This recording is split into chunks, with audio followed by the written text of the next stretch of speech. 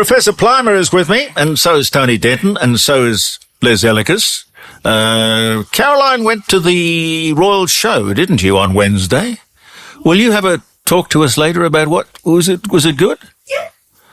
Jack Russell Day. Jack Russell Day. That's the only thing that matters. Oh, dear, oh, dear. Caroline and her puppy dogs. Professor, I thought you'd have jumped into that conversation when she started talking about aeroplanes. Well, a really fascinating guest. Yes, remarkable. She should write a book, and not just for the family. Yes. A lot of people do write books for the family just to make sure that their legacy is preserved. Have you done that?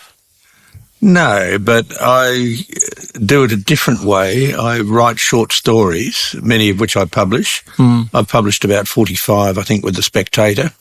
Yeah. And the kids have got copies of those. Yeah, yep. And plus you've got your own library of books you've written. Oh, yes, yeah. The problem is when I snap my hobbles, who's going to clean up the mess? Snap your hobbles? What a quaint way of putting it. Going to greener pastures is a nicer way of putting it. No, well, look. Yeah, one of the interesting things about Priscilla was that it was filmed in the Palace Hotel in Argent Street, Broken Hill, corner of Argent and Sulphide Street. Uh-huh. And I first stayed there in February 1968 when I first came to Broken Hill. And since then, or since that time, it's had some artwork done inside, and it was used for Priscilla. And it was a very interesting place to make a film like that because Broken Hill was a hairy-chested man's town. Yeah. And with very little tolerance. And now, of course, they have a Broken Heel festival, and it's become quite an attraction for Broken Hill and for people also to go and stay in the Palace Hotel. So I was also very interested in where they had some of the shots, saying, look, do I recognise exactly where that is?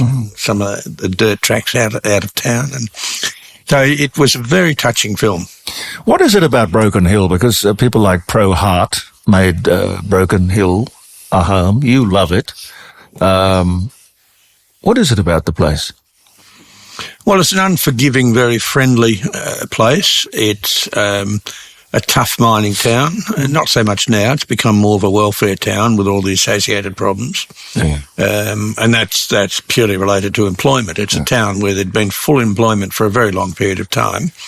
And during that period, it had a very rich history, an extremely rich union history of some very major battles with conditions of work which are now enshrined in legislation, but it was the unions that fought that very hard in the 1909 strike and the 1919 strike called the Spud and Onion strike, and that led to collective bargaining. It led to safety conditions which no other industrial city had had.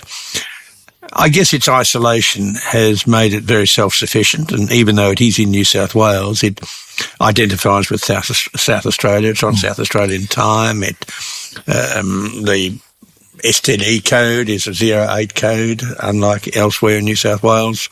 Oh, except I think up near Tippaborough there's some 07s for Queensland and 03s down at Wentworth. So its isolation has made it very self-sufficient. But with the huge amount of wealth that has been generated from there, New South Wales would not have been as strong economically as it is now. And Broken Hill has always felt very hard done by that this wealth wasn't distributed well enough into the far west. So it's a very interesting town. It's a town I go to about once a fortnight or so. It's an interesting drive up there. I get phone calls done and listen to my music, and I'm very interested in the geological history of the world's biggest deposit of zinc, lead, silver. That in itself is a fascinating story. Who found it? Who discovered the mother lode? In the 1860s, there was a gold rush in the area where many people went there to look at the quartz veins, and this came from Bendigo and Ballarat, where gold was with quartz, and they went to their death. There wasn't any gold in those quartz veins. They died in in the heat. They died of dysentery and terrible diseases. And then there was a silver rush in the 1870s where some fencers had discovered silver at a place called Thackeringa, and then went to other places and found silver such as at Pernambuco, Umberumbica, Terrible Dick. And these silver mines were incredibly rich. There's a place called Terrible Dick. There's a place called Terrible Dick.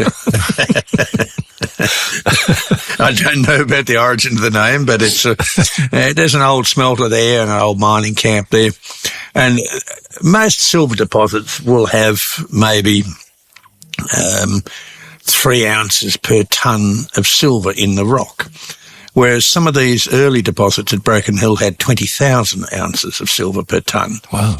And then in the 1880s, the Broken Hill ore body was pegged, and it was pegged by a gentleman who called himself Charles Rasp, and that was really the name of his best friend. He was killed in the Franco-Prussian War. And his name was Jerome Hieronymus von Pereira. He was of German nobility. He'd studied at the Berg Academy, the mining university in Freiburg in Saxony. He'd studied economics, but undoubtedly they had to study a little bit about mineral deposits there. And he pegged this hill, which was black, hard and heavy. He pegged it for silver, which was in accord with the silver rush in the area. But he also pegged it for tin. And in the Erzgebirge, in that part of Saxony, there were a number of tin deposits that were associated with silver. The main tin mineral is black, hard and heavy, cassiterite. And he pegged on the 3rd, 5th and 7th of September 1883, he pegged 7 leases. What a memory. He was a boundary rider on the Mount Gips station, given strict instructions that they were not allowed to be involved in the silver boom. But he was known as a walking encyclopedia. He could speak 3 or 4 languages. He was clearly a highly educated man. And he could ride a horse, which only nobility could in those days.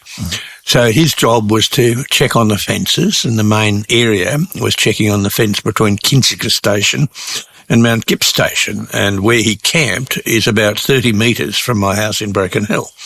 And he was interested in a lady at Cafe Kinderman in Adelaide, and she said, no, go away. You haven't got enough money. So they do that. They do that, yes. He then went and pegged the world's biggest ore body. Well, that'll show her. And came back, and by that time it was making some money.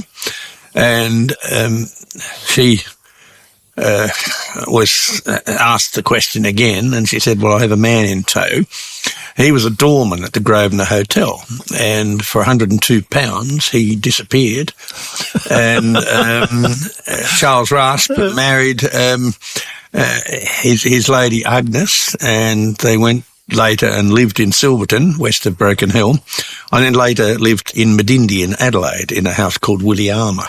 Oh, and I think I've heard of that. Oh, yes, it still exists, and it's, some of the original fittings from the ballroom, etc., have disappeared. But he basically pegged the world's biggest ore body because of a woman, and it's a very, very long story. Was that the beginning of Broken Hill Proprietary? That was the beginning of Broken Hill, and on the 9th of August 1885, Charles Rasp and his co-owners of Eleces needed more money. They had found massive amounts of silver. They'd sunk a shaft and found silver deep in the shaft. If they'd only walked a couple of 100 metres along the Broken Hill, which is a ridge of black broken rock, they would have found silver minerals at the surface. But they floated a company in a pub at Silverton, De Braun's pub, and they which now no longer exists, but they floated a company and called it the BHP, the Broken Hill Proprietary Company. And if you'd bought in the float of that company shares in BHP for £9, then by 1888 you would have had more than £300 in dividends, and the shares were trading at £270. Now, this led to the industrialisation of Australia, because all the wealth that was generated out of Bendigo and Ballarat and Mount Morgan and Kalgoorlie, that all went back to England. Yeah. But Broken Hill was floated with shareholders from Adelaide and Melbourne, no one from Sydney, and from Silverton. And that led to the money staying in Australia, and that money then went to build smelters, build coal mines, build the steelworks at Whyalla and Newcastle, build the Commonwealth Aircraft Corporation, etc. So it was the money that came out of Broken Hill that led to the industrialisation of Australia. It also led to the training of some absolutely wonderful people, people like Essington Lewis, who was put in charge of procurement of infrastructure for the Second World War. He was from BHP. And in 1939, BHP left Broken Hill. Their central leases were getting more difficult to mine, and they moved on to other things. So it's been the nucleus for the rise of BHP, but also a company that was originally there, Enterprise Exploration, later became CRA, later then was merged with RTZ. That's the world's second biggest mining company, and that came out of Broken Hill. Now, that ore body, if you found it today, would still have a profound influence on Australia. And one of the scientific questions that's been plaguing me for more than 50 years is, where's the next one? And I've been using chemical tricks and vectors to try to find the next one. And you think it's out there? There's every reason it should be. I've found extensions and little bits here and there, but never found the big one. And it's the Holy Grail. So it's an area of Australia which is geologically absolutely fascinating. A very large number of geologists in Australia have cut their teeth there. A very large number of great industrialists were born in Broken Hill, like Sir Maurice Morby, and built Broken Hill companies. The Baillieu family, for example, in Melbourne. Mm-hmm. So it's been the home of the mining industry, and up until 20 years ago, if you were anyone in the mining industry, you had been trained or worked at Broken Hill. And they used to have a training facility there as part of the University of New South Wales, where cadets would work the day shift, afternoon shift, they'd have university lectures. And these people did a degree part-time, but they're on the job as well. And I taught at that institution for a while, and they were certainly the best students I ever had, because these were practical people. They didn't want to mess around. They wanted their ticket, and so they worked. And you could work them very hard. Mm. What about the Pilbara? I mean, that can't be just the only iron ore deposit. I mean, there must be others. Undiscovered? Well, the Pilbara iron ore deposits are not unique. There are many in the world, but they have to be at surface or very close to surface so you can have an open pit. It's just not worthwhile having such a low unit value commodity as an underground mine. In West Africa, there are competitors appearing. And the Pilbara iron ore deposits formed by a unique and irreversible event on planet Earth. And this was when we'd had a huge ice age with ice at the equator, at sea level, and we'd ground off the surface, everything was exposed. And just after this ice age finished, bacteria took off. And we had one type of bacteria that started to pump out a poisonous gas to kill its competitors. And this poisonous gas was oxygen. And this is when we had a diversification of life. And at that time, because we didn't have an oxygen-rich atmosphere, we had a lot of iron dissolved in the oceans. It didn't precipitate and rust. But as soon as we started to put a little bit of oxygen into the air, we then had precipitation of iron oxides on the seafloor, and we formed these great iron ore deposits.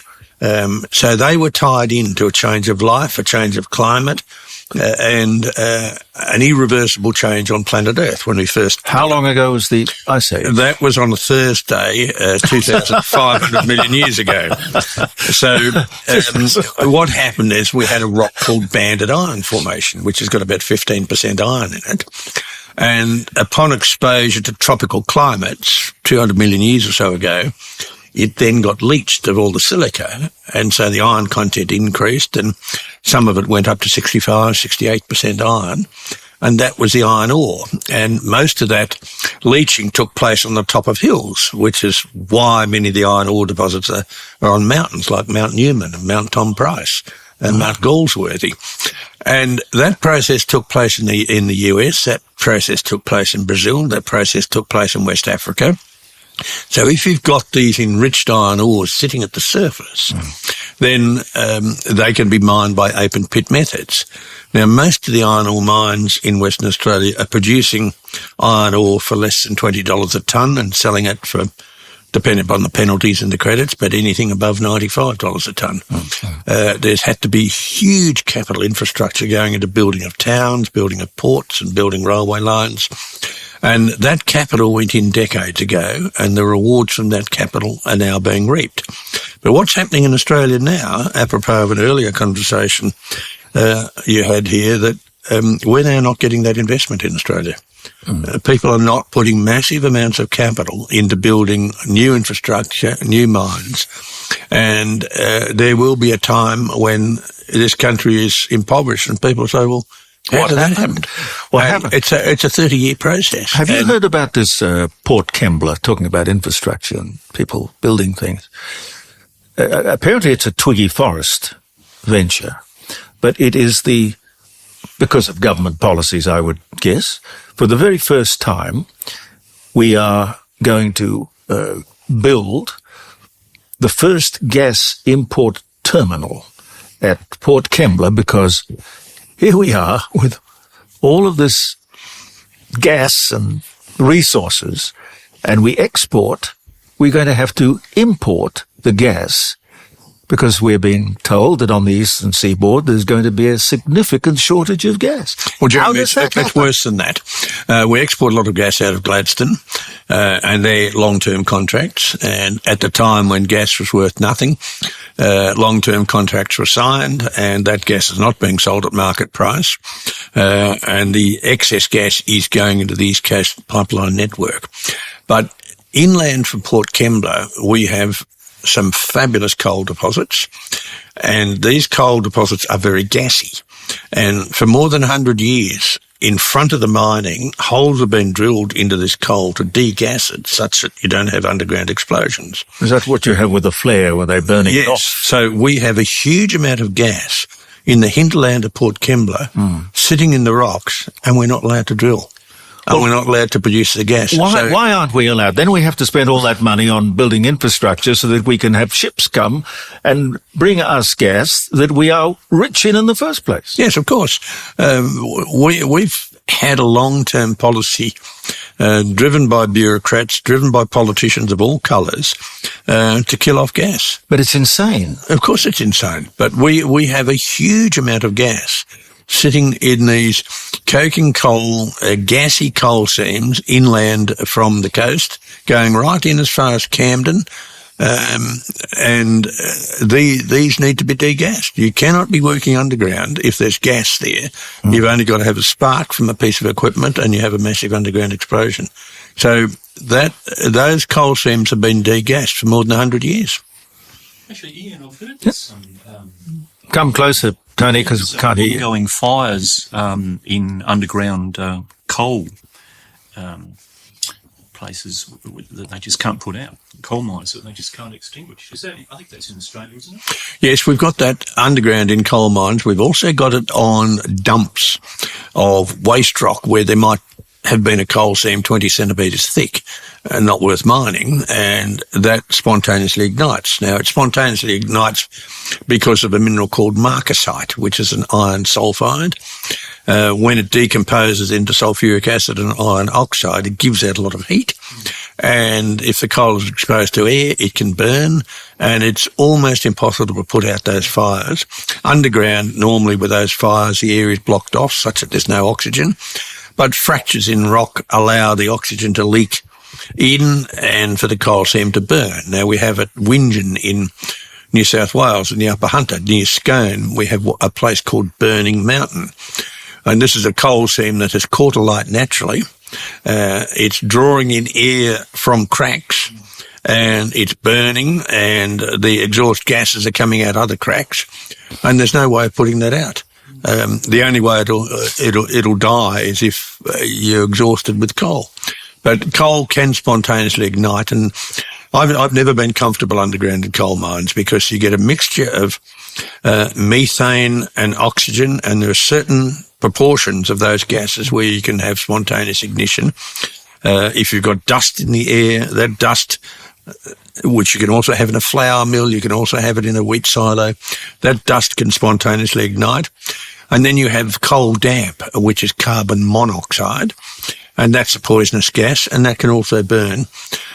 Plus, you've got rocks that are creaking and groaning above you. I love being underground, but never quite enjoyed being underground in coal mines. There's gases and the rocks are talking to you, and there's a method of mining called longwall mining where you have a cutter move across a face, and behind you everything's falling in, and you've propped up the roof with hydraulic rams. And I've often thought, now, did they do their calculations correctly here? So coal mining can be very scary, and this is one of the reasons why we have, as a preference, open pit mining. Firstly, it's cheaper, and secondly, it's much, much safer. And with open pit mining, you can multi-seam mine it, whereas with underground mining, sometimes it's a bit hard to do. Yeah. We were talking yesterday at the John Howard luncheon thing about this remarkable story that even though the Grenfell Tower killed 72 people when it burned because of the flammable cladding on the outside, even though they had that experience and loss of life, they are still selling flammable cladding for building. And the story went, when asked, well, why are you doing that? Well, the danger that it represents is insignificant when you consider climate change, because it's an insulator, very important for the efficient use of energy. It's an energy-saving measure, you understand? But I've got one that's even better than that. This is one I heard on the BBC. There's been an enormous explosion, apparently, in child marriages in Bangladesh. Child marriages in Bangladesh. Little girls as young as 12 are married off. And you know what the reason is? Climate change. It is. It's a change in the moral climate. No, seriously. I would think Islam would be the cause, not the climate. But people are saying it's just getting harder and harder to make any money or live comfortably. So we'll just sell a couple of the children. Yes. Yeah. But Jeremy, we know that almost daily in the United Kingdom people are getting stabbed, and yet the Prime Minister of the UK is happy to talk about the sale of Oasis tickets. That's more important than people getting stabbed and murdered and maimed. Well, cake and circuses have been around for a long time for politicians.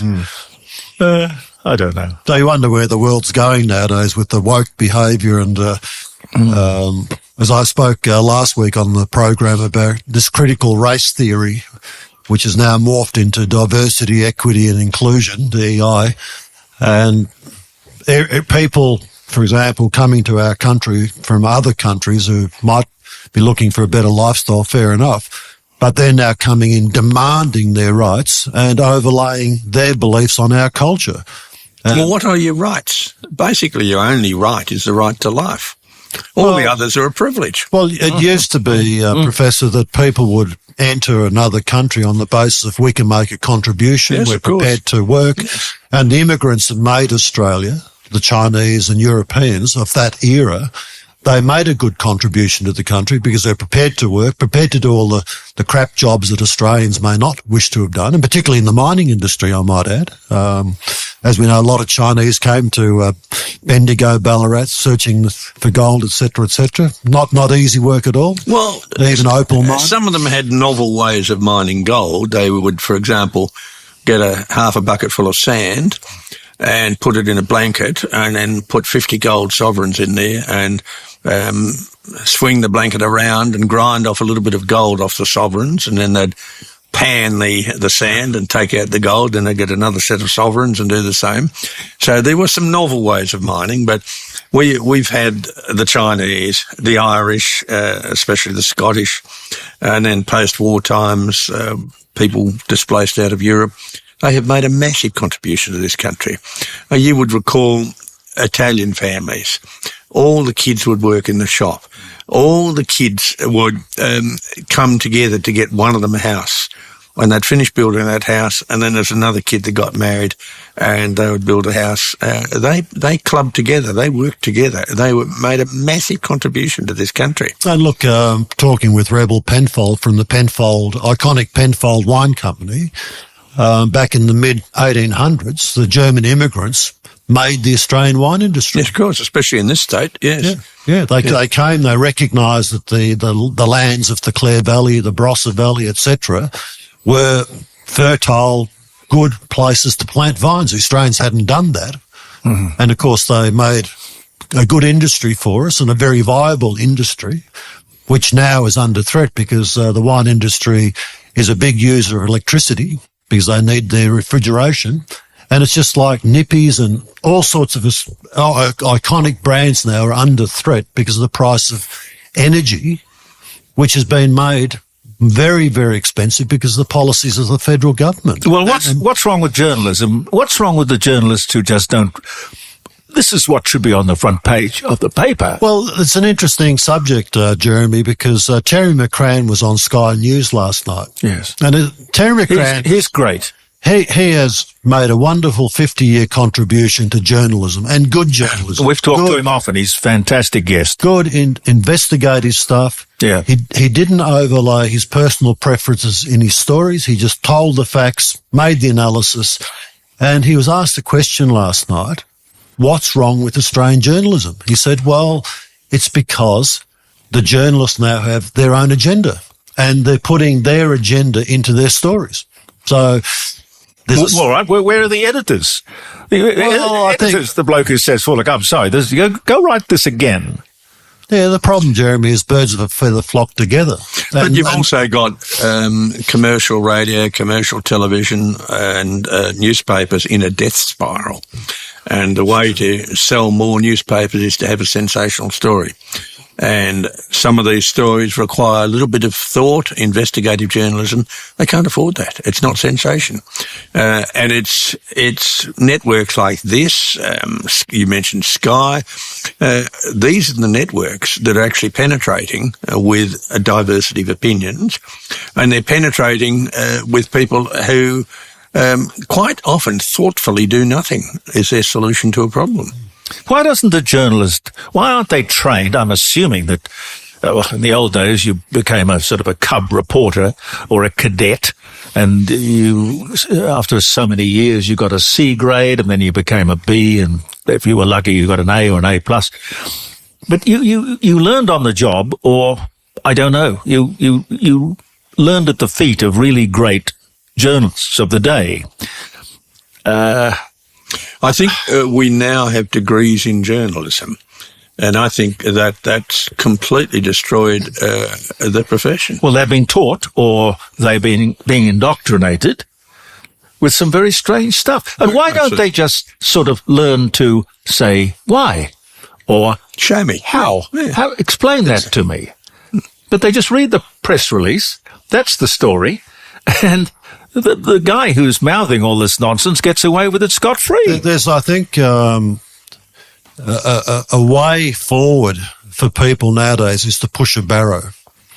And journalists push their own barrow. Media pushes its own barrow. Politicians push their own barrow. And the pushing of the barrow is often not aligned with the true public sentiment. I mean, the public really now has been totally bypassed. If you look at the Western world and the way governments operate, the governments are now wanting to be more totalitarian in their behaviour. And it's like this lithium battery farm they want to produce down in Victoria. 40 acres of lithium batteries, we spoke about it earlier. Totally bypass the local council, totally bypass landowners, no consultation whatsoever, because the zealotry of the Victorian government is all about doing what they want to do. Let's not worry about what the public wants and any public input. Let's just do what we want to do. And it's being just completely overlaid onto us. And maybe the world wants to be more socialist and, I hope not. well, that's the way it's going. Yeah, the other thing is that just to prove that there is an agenda, you can hear there is the story, whatever the story is about. The person who will be talked to, person who will be interviewed, has an opinion totally in line with the story. My logic says you find somebody who's going to question this story. That's going to be entertaining. And it's also going to be probably a lot more useful and a lot more factual. Well, I think the progress of humanity is that it's conversation, it's exchange of ideas, and it's the opportunity to debate subjects. And we don't have to become hypersensitive if someone has a different opinion to us. I think it's a case of we enrich ourselves by having the conversation, having the debate, and having a diversity of opinion. Yes. But at some point in all that, people have to be practical and realistic. And if we say, where's Australia going? And particularly with energy, where are we going? We're killing the goose that's laying the golden egg in this country. I mean, there'll be, the way we're going, there won't be any iconic brands in South Australia left.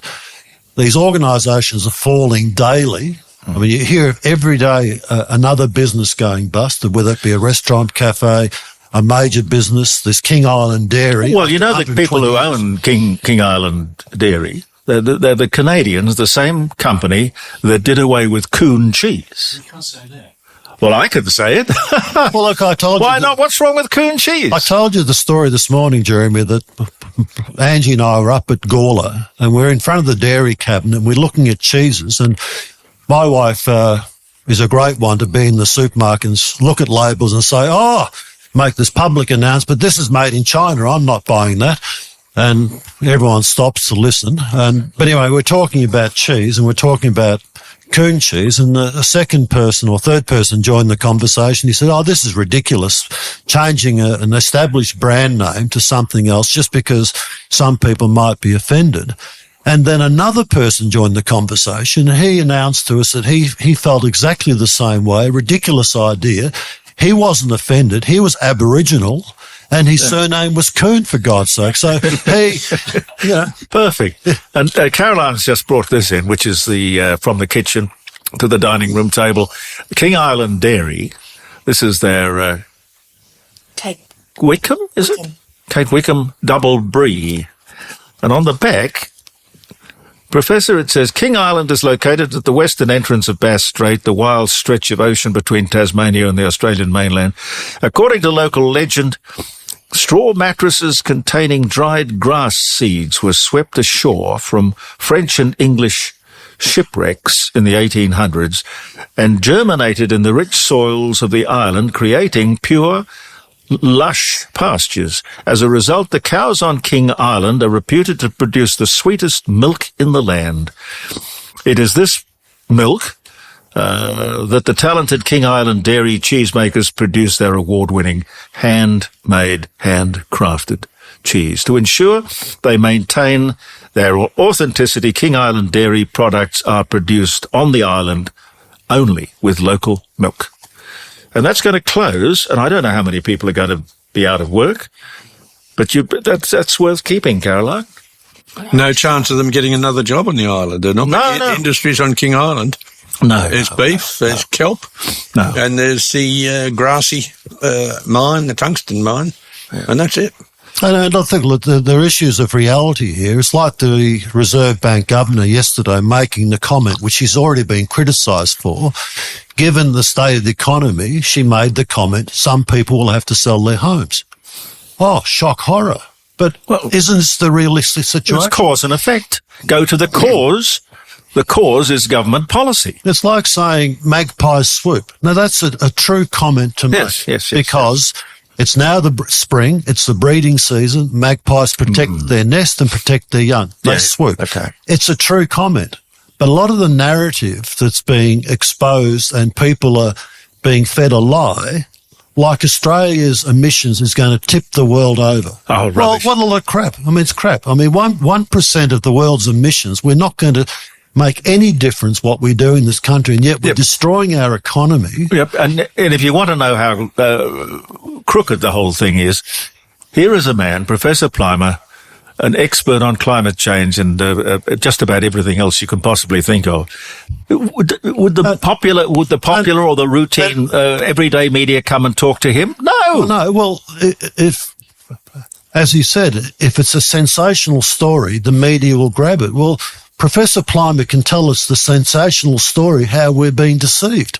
Yes. Because we are being deceived. But you're not allowed to go against the narrative. I mean, I came back from Europe after 6 weeks and having this impression that Europe is the epicenter of renewables.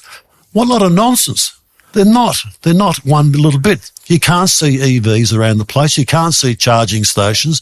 Yes, there are some wind farms, but they're isolated. You see more wind farms between Adelaide and Port Augusta than you see in some parts of Europe. Well, you've had the EV companies now back right off. There was something in the newspaper yesterday saying that Mercedes-Benz, Volvo and Bentley are now not going to be making EVs. It's just not worthwhile. Well, they've realised, They can't Professor, sell It's reality. they've manufactured, they've set up enormous investment in tooling and manpower to produce these things. And people don't buy them. And the public is not buying it. And as we spoke earlier, there are 19 million fossil fuel driven motor cars in this country right now. So if the government wants by 2050 for all of us to be driving electric cars, the environmental nightmare of discarding 19 million fossil fuel motor cars, well, what's going to happen with them? And that also reduces our own wealth, individual wealth, which is what the government is doing already with their economic policies, because people are having now to eat into their savings to survive. Mm-hmm. And where are we heading? I keep on saying, where are we heading with this? Mr. Chalmers is not offering any viable solution. No, he wouldn't do that. No, he wouldn't do that. Professor, I know you've got another appointment, but you let me know when you've got I'm to give a talk at the Convention Centre on critical minerals at 1:15. Oh, we've got time. We got time. So, And what are those critical minerals? the most critical material is energy. People are talking about lithium and graphite, and they've lost it. If you want to mine and process, you need energy, and it needs to be cheap and it needs to be reliable. So forget all these fancy elements in the periodic table. You need energy. No, particularly copper. Well, to make copper, you have to mine a rock, which involves diesel. You've then got to transport that to the mill, which involves diesel. You've then got to crush it, which involves a huge amount of electricity. You've got to grind it, which involves even more. Then you've got to float this heavy mineral by attaching air bubbles to it. And once you have the concentrate from flotation, you then need to transport that concentrate, and that's, again, using diesel. You've then got to put that on a ship. That's using bunker oil. You've then got to take it to a smelter, which uses energy to break down that copper iron sulfide, and out of that you make sulfuric acid. You've got a bit of iron as waste, and you've got the copper. And then once you've got that copper, you've then got to get it into solution. Then you've got to put it through electrolytic cells with huge amounts of electricity to precipitate copper metal on a cathode. So then you've got to transport that copper metal to the market. So you have at every single stage in mining a very common element, you have to use energy. And if we're going to go electric in this world, if we're going to go EVs, then we are going to need 35 times as much copper as we've ever mined in the history of humanity. It's just not there.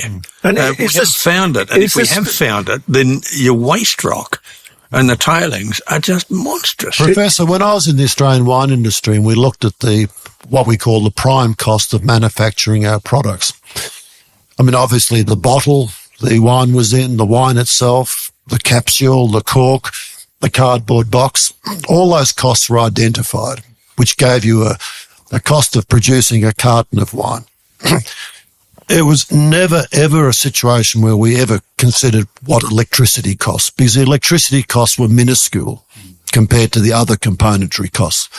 In the mining industry, and what you refer to as the process for extracting copper and having the final product, nowadays, what sort of percentage of the cost of producing, let's say, a finished ton of copper would be electricity. Oh, it'd be well above 50%. Your labour is the next highest cost, but your energy includes diesel, and what you've got is an uncertainty of supply. And if you're running a refinery, you have to have huge amounts of electricity 24/7. If you're running an aluminium smelter, you can't have a lack of electricity because the aluminium freezes in the pots and that's it, you're finished. You might as well close down your business. So your biggest risk and your biggest costs are energy. Yeah. It used to be labour, and labour costs are very high in Australia, which is why many of these operations now are automated. So John Paul Drake was interviewed yesterday or the day before, and he's had, well, he's another iconic South Australian brand. Drakes have been very, very successful as a family organisation to expand their operation here in South Australia, employing South Australians, buying Australian produce more than what Coles and Woolworths would, and also then entering the Queensland market successfully. And here he is saying that his energy costs have skyrocketed, which has a major, major impact on his business for future expansion and other endeavours. And he's saying because of the supermarket duopoly, Coles and Woolworths, he can't raise his prices to counter the price of the electricity going up, which means obviously he'll make as a business less profit, which then hobbles him for doing other things into the future. Mm-hmm.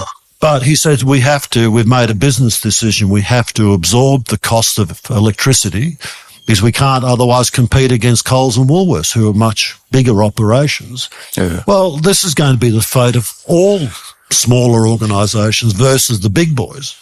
And again, I ask the question, where are we going with this? Because there's no immediate solution to that, because there's no plan by the government to, despite the fact that for probably towards a decade now, they've been telling us we're going to get cheaper prices. And that's a sensational story. The government told us we would get cheaper electricity. They lied. And they lied. And they're still lying about how do they get away with that? Because they're not exposed by the media. The media just move on. And they move on if an MP's got a new girlfriend or an MP's been photographed at a resort, and they move on. It's all trivia. Well, look, Bill Shorten's retiring, and he was a couple of days ago, 2 weeks ago, in fact, he was asked the question, are you contesting your seat in the next federal election? He said, yes, absolutely. No questions. And then yesterday, announcing his retirement, going to become Vice-Chancellor of the ANU. Yeah. Well, in 2 weeks, he wouldn't have been appointed. No, he was very deep into negotiations then. But Bill Shorten was put in that position as running the NDIS because that's where you put your political opponent. You give them Aboriginal affairs or you give them NDIS. Poison and that just cripples them. It's very Machiavellian, isn't it? Well, that's what you do. That's politics. Why? He's on the right of the department. He's very strongly pro-Israel. Yes. And that is very much against what the leaders in the federal government are doing. They're very anti-Israel and extreme left. Because from what I understand, Bill Shorten is centre-left and Albanese is hard-left. Yes. Why are Vice-Chancellors paid $1 million to $2 million a year? I have absolutely no idea. When I was a chair at various universities, Vice-Chancellors got paid a little bit more than a professor. Fine, but they basically chair committees. They're not people who make decisions. It's very hard to make a decision in a university because you've got to go through school committees, faculty committees, through the university senate. The Vice-Chancellor is very, very, it's very difficult for him to make a decision or her to make a decision. They're generally sterilised and they swan around, but they have no power. Well, the Chancellor is the figurehead or... Yeah, he's the chairman of the board, basically. Yeah. But the Vice-Chancellor... is, in effect, a CEO. Yeah, okay. Runs the business. Yes. When did universities become a business? Well, when they lost the aim of being institutes of scholarship. And we have all sorts of odd degrees now. In my view, we have far too many universities. We have far too many people who are aspiring to get a degree and then wonder why they're working as a barista and not in their chosen field. We have a need for certain disciplines. We are not training people in those areas. We also have a need for people who have been taught how to think. And that's been lost in universities. They have become degree factories.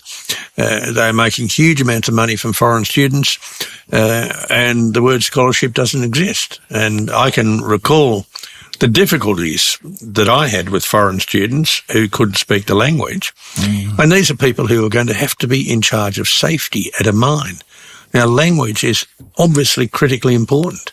And you cannot have these people graduate, and I didn't let them graduate, and got myself into all sorts of trouble, but you cannot have these people in charge of safety if they can't speak the language, and maybe if their culture is one where they're somewhat cavalier about safety. Well, Professor, thank you very much. You've given us an awful lot of your time today. Thank you very much.